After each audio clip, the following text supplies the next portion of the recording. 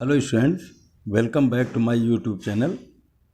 Students, इस video में हम लोग डार्क रिएक्शंस पढ़ेंगे, फोटोसिंथेसिस से संबंधित डार्क रिएक्शंस। इसके पहले फोटोसिंथेसिस के 2 वीडियोज हमने अपलोड किए, जिसमें लाइट रिएक्शंस बताया गया है कि लाइट रिएक्शन कैसे चलते हैं और उससे संबंधित जो भी चीज़ें हैं वो मैंने क्लियर करके बताई। यहाँ पर हम लोग जो है डार्क रिएक्शन की स्टडी करेंगे। स्टूडेंट्स, आप हमारे दोनों वीडियो को उनको भी देखिए और इसको भी देखिए, तो आपको कंटिन्यू सारी चीज़ें समझ में आती चली जाएंगी, क्योंकि कोरिलेट कर रही हैं सारी चीज़ें। और अगर आप बीच में छोड़ते हैं तो आपको समझ में नहीं आएगा। तो आप लगातार देखिए तीनों वीडियो हमारे, ये थर्ड वीडियो है, और इस वीडियो में हम लोग डार्क रिएक्शन के विषय में स्टडी करेंगे। जो भी न्यू स्टूडेंट्स हैं वो हमारे चैनल को सब्सक्राइब कर लें, ताकि उनको स्टडी करने में आसानी रहेगी। वीडियो को लाइक भी करें और लास्ट तक देखें। Okay, let us start the video. Students, dark reactions are held in the stroma part of the chloroplast. Students, आप जानते हो कि स्ट्रोमा पार्ट जो है क्लोरोप्लास्ट का भाग है। एक ग्रेना पार्ट होता है, एक स्ट्रोमा पार्ट। तो ये स्ट्रोमा पार्ट, तो यहाँ पर डार्क रिएक्शंस होती हैं। डार्क रिएक्शन इनको क्यों कहा गया? क्योंकि इनके लिए सनलाइट आवश्यक नहीं है।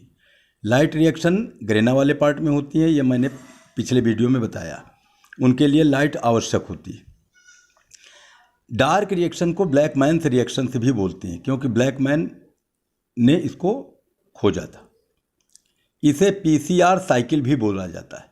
पीसीआर साइकिल क्या है? Photosynthetic carbon reduction cycle. Photosynthetic carbon reduction cycle, PCR cycle बोला जाता है। या इन्हीं को लाइट इंडिपेंडेंट रिएक्शंस भी बोला जाता है। यानी लाइट हो और चाहे ना हो, लाइट का इन रिएक्शंस पर कोई इफेक्ट नहीं पड़ता। तो ये तो इन नामों से जाना जाता है: PCR cycle, dark reaction, Blackman's reactions, light independent reactions. इतने नामों से ये पूछा जा सकता है। और ये होता कहाँ है?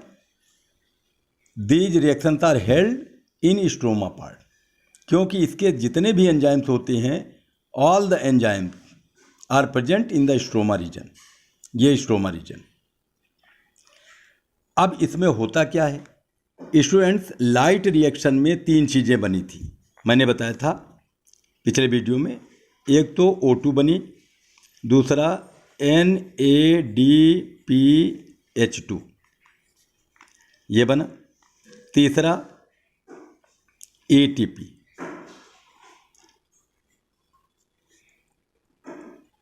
Nicotinamide adenine dinucleotide phosphate. ये एक ऐसा पदार्थ पाया जाता है जो हाइड्रोजन एटम को एक्सेप्ट करता है, यानी हाइड्रोजन ग्राही का काम करता है। तो ये हाइड्रोजन को लेकर के और रेड्यूस हो गया है। ये लाइट रिएक्शन में बने। O2 तो एटमॉस्फेयर में आ गई, और बाकी ये दोनों चीज़ें जो बनी ये डार्क रिएक्शन में काम में आएंगी, क्योंकि जब तक लाइट रिएक्शन में ये पदार्थ बनेंगे नहीं तब तक डार्क रिएक्शन स्टार्ट नहीं होगा। अभी तक इसमें कार्बन डाइऑक्साइड का कोई जिक्र नहीं था लाइट रिएक्शन में, लेकिन डार्क रिएक्शन में कार्बन डाइऑक्साइड को लिया जाएगा। यानी इन dark reaction carbon dioxide is taken by the stroma part of the chloroplast from the atmosphere. यानी एटमॉस्फेयर से कार्बन डाइऑक्साइड स्ट्रोमा पार्ट में जाएगी। अब इस कार्बन डाइऑक्साइड को ये जो पाए जा रहे हैं दोनों पदार्थ जिनको बताया, ये क्या करेंगे? इसमें H2 लगी हुई है, हाइड्रोजन लगे हुए हैं, तो ये क्या करेंगे? कार्बन डाइऑक्साइड को रेड्यूस करेंगे, और रेड्यूस करने के बाद ग्लूकोज में बदलेंगे। तरह तरह की शुगर्स बनेंगी, फैट्स बन सकते हैं, या अन्य चीज़ें बनेंगी, स्टार्च वगैरह। यानी कार्बन डाइऑक्साइड का यूज जो किया जा रहा है, तो वो भोजन बनाने में किया जा रहा है। भोजन बनाने में शुगर्स, पहले सिंपल शुगर्स बनेंगी, फिर बाद में अन्य जटिल प्रकार की कॉम्प्लेक्स टाइप की शुगर्स या फैट्स या और चीज़ें बनती।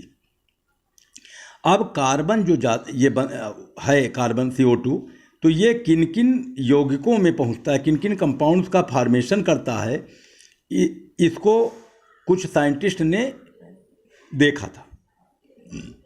रेडियो एक्टिव कार्बन 14 दिया गया, एक क्लोरेला नामक एल्गी होता है यूनिसेलुलर, उसमें फोटोसिंथेसिस की प्रोसेस को चेक किया गया था, और ऐसी कार्बन डाइऑक्साइड उसको दी गई क्लोरेला को जिसमें कार्बन 14 था रेडियो एक्टिव, और उसके बाद देने के बाद ये चेक किया गया कि ये कार्बन डाइऑक्साइड किन किन कंपाउंड से होकर के गुजरती है, यानी ये कार्बन कहाँ कहाँ जाता है, कौन कौन से यौगिक बनाता है। तो उनको पता चल गया था कि इस कार्बन डाइऑक्साइड का उपयोग किन किन यौगिकों के बनाने में होता है, कौन कौन सी शुगर्स बनती हैं, कौन कौन से कॉम्प्लेक्स शुगर्स बनती हैं। अब इसकी स्टडी हम लोग, ये इतना आसान नहीं है जितना हम आसानी से बता रहे हैं आपको। इसकी स्टडी जो हम लोग करते हैं वो इसके कार्बन डाइऑक्साइड के उपयोग के 3 चैनल हैं। कार्बन डाइऑक्साइड जो स्ट्रोमा में उपयोग की जाएगी उसके 3 चैनल हैं। पहला चैनल क्या है, C3 साइकिल के माध्यम से कार्बन डाइऑक्साइड उपयोग में आवे। दूसरा क्या है, C4 साइकिल के रूप में यूज में आवे। तीसरा क्या है, कैम प्लांट में। कैम प्लांट कहा जाता है क्रेजुलेरियन एसिड मेटाबॉलिज्म प्लांट। अब आप लोग कहेंगे ये क्या है। क्रेजुलेरियन शब्द बना है क्रेजुलेसी फैमिली से। क्रेजुलेसी फैमिली जो डेजर्ट प्लांट होते हैं जिनमें दिन के समय स्टोमेटा बंद रहते हैं और रात में खुलते हैं, उन पौधों में कार्बन डाइऑक्साइड को रात में लिया जाता है, ध्यान रखिएगा। इसीलिए उन प्लांट को कैम प्लांट बोलते हैं। C3 प्लांट किसको बोला जाता है, जिनमें C3 साइकिल चलती है, उनको C3 प्लांट बोला जाता है। इसे केल्विन और बेंसन साइकिल भी बोलते हैं क्योंकि केल्विन और बेंसन ने इस साइकिल की खोज की थी। दूसरा क्या है, C4 साइकिल। C4 साइकिल को हैच स्लैक साइकिल बोलते हैं क्योंकि इन्होंने खोजा था इसको। C4 प्लांट दूसरे होते हैं जिनमें C4 साइकिल चलती है। C3 प्लांट दूसरे होते हैं जिनमें C3 साइकिल चलती है। कैम प्लांट दूसरे होते हैं जिनमें कैम साइकिल चलती है। अब हम लोग स्टेप बाय स्टेप स्टडी करेंगे। C3 साइकिल क्यों कहा जाता है इसको समझ लो, क्योंकि इसमें सबसे पहला कार्बन डाइऑक्साइड को ले करके सबसे पहला प्रोडक्ट बनता है 3 कार्बन वाला, जिसको PgA बोलते हैं। अब इसको C4 प्लांट क्यों बोला जाता है, क्योंकि इसमें C4 साइकिल चलती है। और पहला प्रोडक्ट जो बनता है कार्बन डाइऑक्साइड को ले करके, जो सबसे पहला प्रोडक्ट बनता है वो 4 कार्बन वाला पदार्थ बनता है, 4 कार्बन एटम वाला, जिसको ऑक्जेलो एसिटिक एसिड कहते हैं, यानी OAA ऑक्जेलो एसिटिक एसिड बनता है पहला पदार्थ, जो कि 4 कार्बन वाला होता है, 4C कंपाउंड। इसीलिए इसको C4 प्लांट बोला जाता है।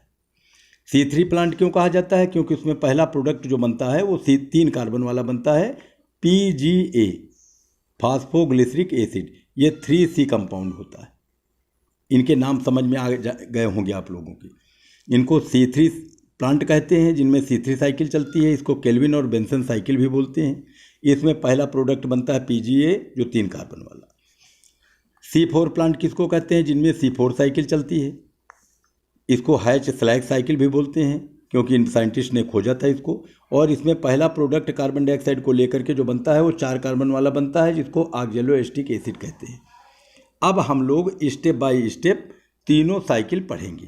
तो सबसे पहले हम लोग स्टडी करने जा रहे हैं C3 साइकिल या केल्विन बेंसन साइकिल। स्टूडेंट्स, इस साइकिल की स्टार्टिंग होती है स्ट्रोमा वाले पार्ट में। एक पदार्थ पाया जाता है राइबोलोज 5 फास्फेट, ये पाया जाता है। तो यहीं से इसकी स्टार्टिंग होती है इस साइकिल की। क्या होता है यहाँ से स्टार्टिंग में, सबसे पहले इस पदार्थ का फर्स्ट फास्फोरिलेशन होता है, यानी इससे ATP का एक मॉलिक्यूल जुड़ता है। तो ATP का मॉलिक्यूल जुड़ेगा तो राइबोलोज 5 फास्फेट बदल जाएगा राइबोलोज 1,5 बाईफास्फेट लिखा हुआ। यानी राइबोलोज 5 फास्फेट के 6 मॉलिक्यूल्स थे, इसमें 6 मॉलिक्यूल्स ATP के जुड़े, तो 6 मॉलिक्यूल्स राइबोलोज 1,5 बाईफास्फेट के बन गए। अब इस मॉलिक्यूल के द्वारा कार्बन डाइऑक्साइड को यहाँ पर ग्रहण किया गया। देखो, कार्बन डाइऑक्साइड को यहीं पर लिया जा रहा है, यानी ये पदार्थ जो है ग्रहण कर रहा है, और यहीं पर एक एंजाइम भाग लेता है जिसको रूबिस्को बोलते हैं। रूबिस्को यहीं पर इसी पार्ट में जो है एंजाइम भाग लेता है। किस पदार्थ के द्वारा ग्रहण किया जा रहा है? राइबोलोज 1,5 बाइफास्फेट के द्वारा क्या ग्रहण किया जा रहा है? Carbon dioxide. कौन सा एंजाइम भाग ले रहा है? रूबिस्को। तो बना क्या रहा है? 3 कार्बन वाला 3 फास्फोग्लिसरिक एसिड, जिसको बोलते हैं, अभी मैंने बताया था, PGA। ये सबसे पहला 3 कार्बन वाला पदार्थ बना, इसीलिए इसको C3 साइकिल बोला जाता है। अब यहाँ से क्या होगा? इसके 12 मॉलिक्यूल्स बने, ध्यान रखिएगा। अब इन 12 मॉलिक्यूल्स 3 PGA के, जो 3 कार्बन वाला PGA है, उसके 12 मॉलिक्यूल्स का सेकेंड फास्फोरिलेशन होगा, यानी ATP के 12 मॉलिक्यूल्स इसमें फिर जुड़ेंगे। अब ATP के मॉलिक्यूल्स आ कहाँ से रहे हैं? जो लाइट रिएक्शन में बने थे, ये जुड़ करके यहाँ पर 1,3 डाइफास्फोग्लिसरिक एसिड के 12 मॉलिक्यूल्स बनाते हैं। अब यहाँ पर दूसरी प्रोसेस होगी रिडक्शन। पहली प्रोसेस क्या थी? कार्बोक्सिलेशन। कार्बोक्सिलेशन का मतलब कार्बन डाइऑक्साइड का लेना एटमॉस्फेयर से, किसके द्वारा? राइबोलोज 1,5 बाइफास्फेट के द्वारा, और उसको बदलना काहे में? फास्फोग्लिसरिक एसिड में। फिर काहे में बदलना? 1,3 डाइफास्फोग्लिसरिक एसिड के 12 मॉलिक्यूल्स में बदलना, ये भी 3 कार्बन वाला। अब दूसरी प्रोसेस होगी रिडक्शन, यानी इस एसिड का एल्डिहाइड में रिडक्शन होगा। तो रिडक्शन होने के लिए क्या चाहिए? ये देखो, लाइट रिएक्शन में जो NADPH2 बना था, उसी H2 यानी ये 2H जो लगे हैं, हाइड्रोजन परमाणु, एटम, इनके द्वारा इस एसिड का रिडक्शन होगा और बन जाएंगे 12 मॉलिक्यूल्स 3 फास्फोग्लिसरल्डिहाइड। यानी 1,3 डाइफास्फोग्लिसरिक एसिड था 12 मॉलिक्यूल, इसका NADP2H के द्वारा रिडक्शन हुआ। रिडक्शन होने से 12 मॉलिक्यूल 3 फास्फोग्लिसरल्डिहाइड बन गए। ये भी 3 कार्बन वाला, ये भी 3 कार्बन वाला। अब कितने मॉलिक्यूल्स बने PGAL के? इसको बोलते हैं PGAL, फास्फोग्लिसरल्डिहाइड। ये क्या है? PGA, phosphoglyceric acid. ये क्या है? ये भी PGA, फास्फोग्लिसरिक एसिड। यानी ये PGAL बन गया, 12 मॉलिक्यूल। अब इनमें से 2 मॉलिक्यूल्स, ध्यान से देख लीजिए, PGAL के 12 मॉलिक्यूल बने हैं, जिसमें से 2 मॉलिक्यूल मिल करके, तो ये लास्ट में देखिए ध्यान से, क्या बना रहे हैं? सुक्रोज, स्टार्च, अदर कार्बोहाइड्रेट्स, ये सब बना रहे हैं। अब कई प्रोसेस के द्वारा ये सब बनता चला आ रहा है। बाकी यहाँ पर देखो कितने मॉलिक्यूल्स बचे? 10 मॉलिक्यूल्स PGAL के, यानी 12 मॉलिक्यूल्स बने थे, जिसमें 2 मॉलिक्यूल से ग्लूकोज या जितनी भी शुगर्स बनेंगी वो सब बनेंगी, और 10 मॉलिक्यूल्स मिल करके रीजनरेशन की प्रोसेस चलेगी। रीजनरेशन क्या है? जहाँ से क्रिया स्टार्ट हुई थी, कहाँ से? राइबोलोज 5 फास्फेट से, तो इसके 6 मॉलिक्यूल्स बनाएंगे। PGAL के कितने मॉलिक्यूल हैं? 10 मॉलिक्यूल। राइबोलोज 5 फास्फेट के कितने मॉलिक्यूल बने? 6 मॉलिक्यूल। कौन सी प्रोसेस के द्वारा? रीजनरेशन प्रोसेस के द्वारा। कई एक सीरीज के द्वारा, कई सीरीज होती है, कई स्टेप में जाकर के तब लास्ट में ये बनता है जाकर के। ये नहीं कि डायरेक्ट जो है PGAL इसमें कन्वर्ट हो गया। तो ये जो प्रोसेस है, इसको मैं बाद में बता दूंगा कि उसको कौन सा प्रोसेस बोलते हैं जिसके माध्यम से हुआ। पहले आप इसको समझो। 2 मॉलिक्यूल्स PGAL के मिले, जिनमें से एक मॉलिक्यूल, ध्यान से देखिए, 1 मॉलिक्यूल PGAL, दूसरा मॉलिक्यूल PGAL। ये तो पहले कन्वर्ट हुआ 3 डाइहाइड्रॉक्सी एसीटोन फास्फेट में। PGAL का एक मॉलिक्यूल डाइहाइड्रॉक्सी एसीटोन फास्फेट में, ये भी 3 कार्बन वाला, और इधर से PGAL का मॉलिक्यूल, यानी ये दोनों मिल गए तो क्या बना? Fructose 1,6 diphosphate. ये बना फ्रक्टोज 1,6 बाइफास्फेट, चाहे डाइफास्फेट, दोनों एक ही चीज। फ्रक्टोज 1,6 डाइफास्फेट से एक फास्फेट निकल गया और उसकी जगह में H2O जुड़ा, तो बन गया फ्रक्टोज 6 फास्फेट। जो डाइफास्फेट था तो एक फास्फेट हट गया, देखो H3PO4, तो फ्रक्टोज 6 फास्फेट बन गए। फ्रक्टोज 6 फास्फेट लिखा है, फ्रक्टोज 6 फास्फेट, ये बदल गया जा करके फ्रक्टोज 1 फास्फेट में। 6 पर फास्फेट लगा था, वो 1 पर लग गया। आप ध्यान से देखिए, फ्रक्टोज 1 फास्फेट और ग्लूकोज 1 फास्फेट, ये दोनों आपस में मिले तो बन गया जाकर के सुक्रोज, क्योंकि सुक्रोज का निर्माण होता है ग्लूकोज प्लस फ्रक्टोज।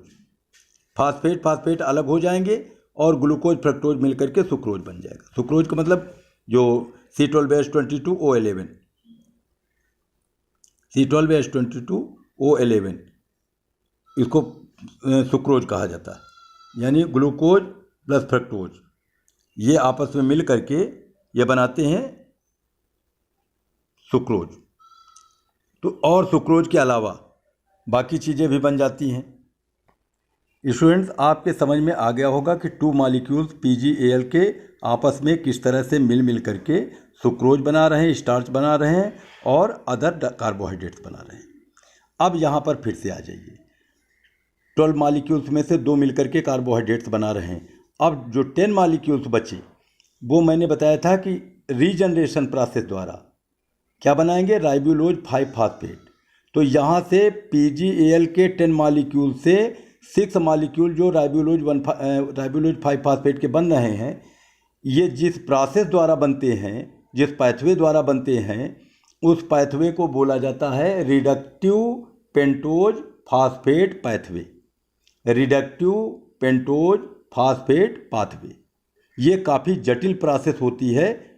उस जटिल प्रोसेस द्वारा यह राइबोलोज 5 फास्फेट फिर से बनता है। और यहीं से स्टार्टिंग मैंने बताई थी आपको कि किस तरीके से यहीं से फर्स्ट फास्फोरिलेशन हुआ था और उसके आगे की प्रोसेस चली थी। यानी केल्विन और बेंसन साइकिल में 3 चीज़ें मेन याद रखिएगा। कौन कौन सी? पहला कार्बोक्सिलेशन, कार्बन डाइऑक्साइड को लेना राइबोलोज 1,5 फास्फेट के द्वारा। दूसरा रिडक्शन, एसिड का एल्डिहाइड में रिडक्शन, यानी 1,3-डाइफॉस्फोग्लिसरिक एसिड का 3-फॉस्फोग्लिसरल्डिहाइड में रिडक्शन होना। और तीसरा PgAl के 10 मॉलिक्यूल्स के द्वारा राइबोलोज 5 फास्फेट का बनना, किस प्रोसेस द्वारा? रीजनरेशन। तो 3 चीज़ें हो गई, कार्बोक्सिलेशन, रिडक्शन एंड रीजनरेशन। अब आपको मैं समझाने का प्रयास कर रहा हूं कि 10 मॉलिक्यूल्स कैसे राइबोलोज 5 फास्फेट में कन्वर्ट होते हैं, किस जटिल प्रोसेस द्वारा। स्टूडेंट्स ध्यान से देखिए, आप लोगों ने पढ़ा कि 12 मॉलिक्यूल PgAl के बन गए 3-फॉस्फोग्लिसरल्डिहाइड के, जिनमें से 2 मॉलिक्यूल्स मिल करके ये बना रहे हैं सुक्रोज। और बाकी 10 मैंने बताया 2, 2, 2, 4, 2, 6, 2, 8, 2, 10, ये 10 मॉलिक्यूल। ये तो 2 मॉलिक्यूल मिल करके ये बना रहे हैं। और बाकी जो 10 बचे हैं ये कहाँ जा रहे हैं, ध्यान से देखिए, ये सब चले आ रहे हैं 10 मॉलिक्यूल्स। ये कहाँ कहाँ आ रहे हैं ये देखिए, एक मॉलिक्यूल तो आ रहा है, ये 10 मॉलिक्यूल हैं जिनमें से 2 मॉलिक्यूल्स तो ये आकर के यहाँ पर डाइहाइड्रॉक्सी एसीटोन फास्फेट के 2 मॉलिक्यूल्स ये। उसके बाद फ्रक्टोज 1,6 डाइफॉस्फेट बना रहे हैं, फ्रक्टोज 6 फास्फेट 2 मॉलिक्यूल्स बना रहे हैं। अब इधर से 2 मॉलिक्यूल और आ गए, ये आपस में मिल करके ये चीज़ बना रहे हैं इराइथ्रोस 4 फास्फेट। उसके बाद ये जाइलुलोज 5 फास्फेट, ये सब बन रहे हैं। यानी ये जटिल प्रोसेस होते होते ये देखो 2 मॉलिक्यूल्स यहाँ बने राइबोलोज 5 फास्फेट के, 2 मॉलिक्यूल्स यहाँ से बन रहे हैं, ये जा रहे हैं इससे बन रहे हैं ये, और 2 मॉलिक्यूल्स ये बन रहे हैं, यानी 6 मॉलिक्यूल्स बनना है। तो 2, 2, 2 ये इस तरीके से, ये देखिए ध्यान से, ये कितनी जटिल कॉम्प्लेक्स प्रोसेस द्वारा ये सब बनते चले जा रहे हैं। रीजनरेशन की प्रोसेस जो हो रही है कैसे हो रही है, यानी 10 मॉलिक्यूल्स जो आ रहे हैं PgAl की, वो ये प्रोसेस द्वारा, एक तो ये प्रोसेस चली जा रही है, दूसरी प्रोसेस एक ये चली जा रही है, तीसरी प्रोसेस एक ये चली जा रही है। तो कुल मिलाकर के कई इंटरमीडिएट कंपाउंड्स बन रहे हैं और उसके बाद लास्ट में जा कर के ये 6 मॉलिक्यूल्स बना रहे हैं।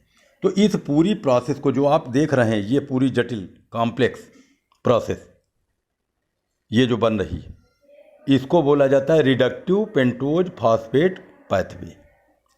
इसमें रीजनरेशन होता है, रीजनरेशन की प्रोसेस, और रीजनरेशन की प्रोसेस द्वारा राइबोलोज 5 फास्फेट के 6 मॉलिक्यूल्स बनते हैं। ओके स्टूडेंट्स, आप लोगों ने इस वीडियो के माध्यम से C3 साइकिल, C3 प्लांट में चलने वाली C3 साइकिल या केल्विन बेंसन साइकिल समझने का प्रयास किया होगा और हमारे हिसाब से समझ में भी आ गया होगा। और C4 साइकिल और कैंप साइकिल, इसको हम नेक्स्ट वीडियो में आपके साथ शेयर करेंगे। Students, like the video, share and subscribe my channel. मिलते हैं नेक्स्ट वीडियो में। Thanks for watching my video.